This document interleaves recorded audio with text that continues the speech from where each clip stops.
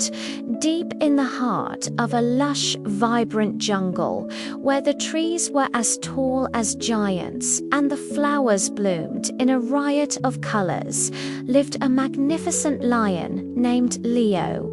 Leo wasn't just any lion. He was the king, and he had a roar that could shake the very leaves from the trees. When Leo roared, everything went silent. The monkeys would stop their chattering, the parrots would halt their squawking, and even the river seemed to hush its gentle flow. Leo was very proud of his roar. He believed it was the source of his strength and his power as king. To him, being the loudest meant being the strongest. One sunny afternoon, a frantic energy filled the jungle.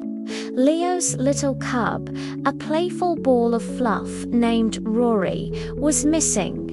Leo had been napping under his favorite baobab tree, and when he awoke, Rory was nowhere to be seen.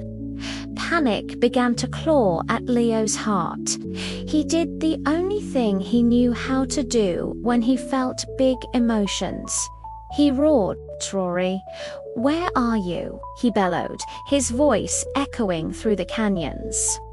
He roared and roared, each one louder than the last, convinced his powerful voice would surely bring his son back. But the louder Leo roared, the more silent the jungle became. All the other animals, startled and a little scared by his thunderous calls, scurried into their homes and hid. No one could offer help because no one could get a word in. The air was so full of Leo's roaring that there was no room for any other sound. He stomped through the undergrowth, calling his son's name, but the only reply was the echo of his own voice. Frustration and sadness started to replace his pride. His mighty roar, the thing he was most proud of, was useless. Just as despair began to set in, a tiny, high-pitched sound cut through the air. "Excuse me, Your Majesty," Leo stopped, bewildered. He looked down and saw a tiny cricket, no bigger than his claw, sitting on a leaf. "I might be able to help," the cricket chirped softly. Leo almost scoffed. How could this tiny creature help when his own mighty roar had failed? But he was desperate, so he lowered his head. "What can you possibly do?" he grumbled.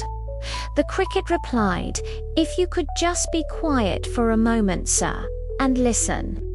Really, listen. Leo was skeptical, but he had run out of ideas.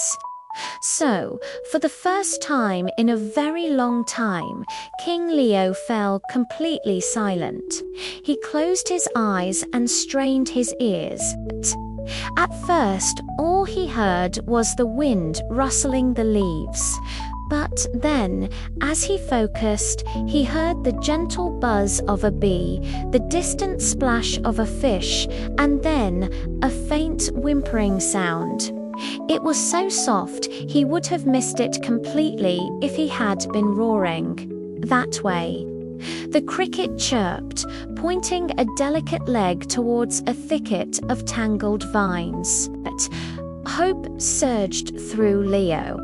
He followed the sound, moving quietly and carefully. The whimpering grew a little stronger, and there, tangled in some old vines, was his little cub, Rory, scared but unharmed. Leo rushed forward and nuzzled his son, his heart overflowing with relief. He turned to the tiny cricket and said, in a voice that was no longer a roar but a warm, gentle rumble, "Thank you. You taught me something very important today." From that day on, Leo was a different king. He still had his mighty roar, but he used it sparingly. He learned that true strength and wisdom didn't come from being the loudest, but from being the best listener. He would spend his afternoons not roaring, but listening to the stories of the monkeys, the songs of the birds, and even the quiet wisdom of the tiny cricket. The jungle became a more harmonious place, all because its king learned that listening can be far more powerful than roaring. And that, my friends, is a lesson for every king and for every one of us. Thank you so much for watching with us today. If you loved Leo's story, don't forget to hit that like button and subscribe for more wonderful tales. We'll see you next time.